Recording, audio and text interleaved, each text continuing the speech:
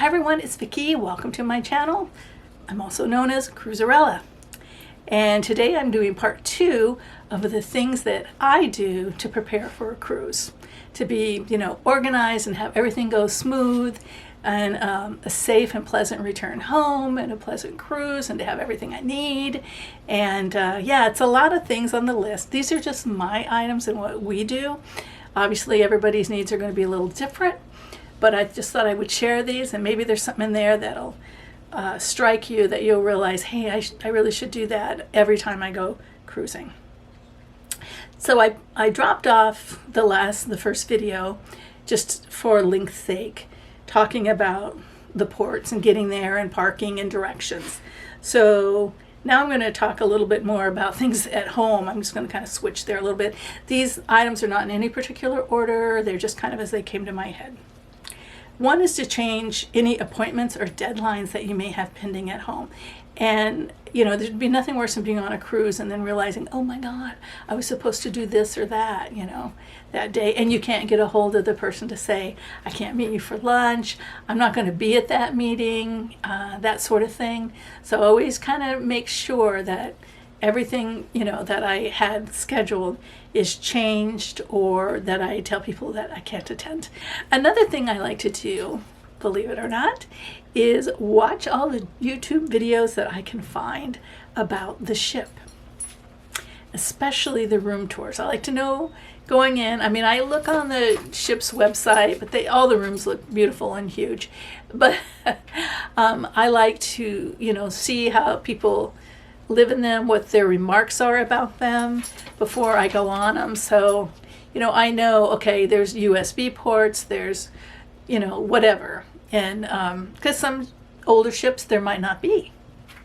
So then I know I need to bring the little thing the USB plugs into, the little cube or whatever. I also like to find out about the dining options, what's included and what you have to pay for. And places like maybe to have breakfast other than, say, the main dining room, because that's usually limited time, but other than the buffet. I'm not crazy about the breakfast buffet. Jerry likes it, but some of the ships, like the one we're going, like some of the big Royal Caribbeans I know, they'll have some alternate, like I think it's their Johnny Rockets. In the morning we'll do breakfast there just to take a little pressure off the Lido type buffet. And I've heard of other ships that you can have breakfast at alternate places. And it's also good to go in knowing, and I get this, I'm going to back up to the YouTube videos. What I get from them is people talking about which food venues are complimentary, part of your ticket, and which ones are upcharge. And, and to get their reviews on it. So I watch a lot of YouTube videos, maybe the last 4 weeks before I go on a cruise. So I feel like I know about the ship and its restaurants and its layout. That's another thing I look at. And another thing I look at is the amenities that are on there and what people think of them. Like the ship we're about to go on, which is Mariner of the Seas, has a escape room. I've never done that before. I've been invited to it, and I've even been invited to like the murder mystery train rides and stuff, but it just always seems like they were at a time when I couldn't go. But I'm interested in maybe doing it this time, and so I watched the videos to see if it was worth it, if it seemed like people, because I think there's an upcharge for that, but just to see what people thought of it. So I think that's I think watching a video and seeing other people's experience, it doesn't have to define your experience, but it can certainly let you go in an educated way so that you know what's available and, you don't miss out on something. So I do like to watch videos to see the activities, the rooms, the food menus, the parking, sometimes things around the port. If I were to be going overnight, because some people do recommend restaurants and hotels to stay at pre-cruise. So I think that could be helpful too. Not so much to us, because we don't do that a lot, but when we do, it's helpful to know. And also they'll show you some of the things to do in port and some of the places like to eat in port. And I've been trying to find all the Bermuda cruises I can and see what's what. And I've learned that there's basically the cruise area, which has shopping and restaurants and stuff. But if you take a little boat over, you can get to the main part of Hamilton, like the downtown, I guess I'll call it.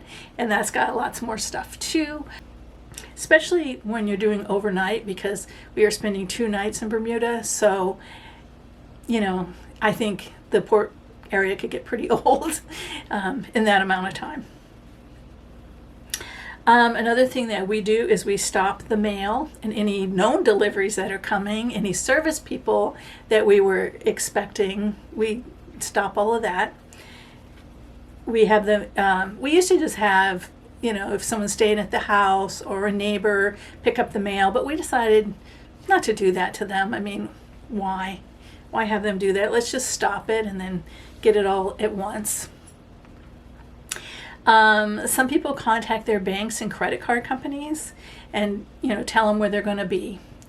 We have that taken care of. I'm not going to go into great detail on how we handle our finances, because I just don't think I want to talk about that too much online. But we have our way of doing that. But definitely, if you feel that your credit card might be declined, if you are purchasing something in another country, you might definitely need to let your bank or credit cards know. Now, I have a funny story about that, actually. One time we were in Hawaii, and this was quite a while ago. So it was probably 91, I'm thinking. And my husband and I were in Hawaii. And this is when we lived in Alaska. And, Alaskans all vacation in Hawaii. It's like a rule. And we made a big purchase, which was just a hotel, purchase. And we didn't buy a hotel. Well, almost for that cost of that hotel. But, our bill went through for our hotel stay. And so they called our house because we hadn't had any kind of activity on our bank card outside of the area that we lived for like 5 months. And so they were a little surprised to see that. Plus, we didn't, any of the dining and stuff that we did when we were there, we didn't use that card. We had more than one card. He carries one, I carry one, usually different cards, so that if somebody loses a wallet or a purse, we haven't lost all of them. We still have purchasing power, But anyway, so all of a sudden there's this hotel charge, and there hadn't been any charges leading up to it. So it looks suspicious to the bank, or to the credit card company. So they called my house.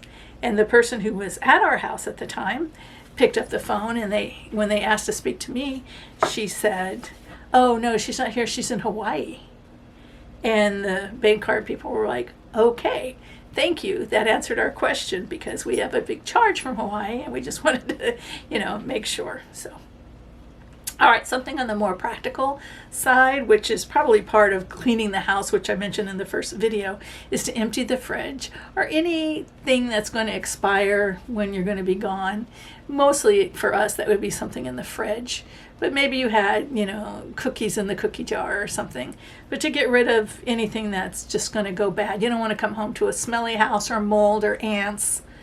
Maybe just because I live in Florida, we think like that. So something hubby does is he mows the lawn before we leave. Even if it's not in great need of a lawn mowing, we'll go ahead and do it, because all you need is sunshine and rain, which is what we have this time of year. And that grass can grow fast. So we don't want to get it too long. You don't want it to look like, the house is abandoned. And also you don't want it to be just such a huge job because it's so long when you get back. So typically he will mow the lawn before we leave. One of the things that we have to do is take care of any outside stuff. Like I have to take in bird feeders. Right now, we may have to do hurricane prep. Depends on, it depends on where you live, obviously. But we may have to do hurricane prep if there's something brewing out there before we go. And that could be a big deal. I mean, I don't think that we would go shutter all of our windows unless we were sure they were going to get a big a direct hit while we were gone. But even if we're not going to get a direct hit, which we usually don't, Tampa Bay doesn't usually get hit directly. we're just always in the cone of, possibility. But anyway, we would at least like bring in lawn furniture, hanging plants, that sort of thing, so that if there were high winds, things wouldn't go airborne or get knocked over or broken or that sort of thing. So we will do, during certain times, minimal hurricane prep about. But the good news about hurricanes is that they are not a surprise. So you have time to plan for them. And it's probably safer being away from home if you have a hurricane barreling down on your area where you live. It's probably safer to be on a cruise. And I think the last thing I'm going to put in here, so that it doesn't run too long, is camera and camera batteries. I like to make sure that all my camera batteries, the one that's in the camera and then the backup one that's usually in the camera bag, are both charged. And like I say, I usually take 2 cameras, this Canon that I'm shooting with, and then I have an Olympus Tough camera. It's called a Tough camera, but I call it the waterproof camera. It can go in hot. You can, to a certain temperature, you can almost boil it. You can almost freeze it. It's just a really tough camera that can withstand going under, I think, to 50 feet. I can't remember what it is. It's much further than I'm ever going to take it. But yeah, so I like to make sure all the batteries are charged, that I have all the accessories that I want to take, and that the memory cards are new or erased, or, they have room. Certainly don't want to start using a memory card and it doesn't have any room. I mean, yeah, that would defeat the purpose of a memory card. So yeah, I just want to make sure as a YouTuber, all my ducks are in a row when it comes to having a camera and being able to document my cruise to put on this channel for you. Well, I hope these have helped some of you. Maybe think about things that you haven't done but maybe should do, or just to remind you of some things that maybe you forget, because it's easy to get on the ship. I mean, once you're on the ship, it's too late. You're still going to have a good time, but it's nice to feel prepared and just relax and know you have nothing to worry about. Thanks a lot for watching the video. I hope you'll give it a thumbs up and subscribe to the channel. Would love to have you. It's a new channel from my old channel, and yeah, love to have you. Thank you.